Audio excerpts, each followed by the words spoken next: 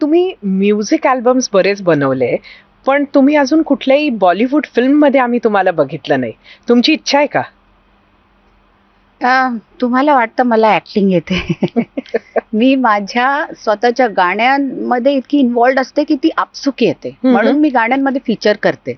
पण तसं जर मला आतनं राग असेल आणि समोर मला प्रेमाचा सीन करायचा असेल, मी जन्मात नाही करू शकणार. जे मी आत आहे ती मी बाहेर आहे. दुसरी गोष्ट, माझ्याकडे ऑफर्स आले होते.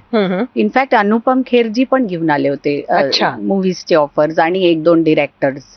पण मी ते खूप प्रेमाने नाकारले, कारण मला का बरं? माहित आहे त्या रस्त्याने मला जायचं नाहीये. माझ्याकडे already I am full with my hands. माझे हँड्स फुल आहेत.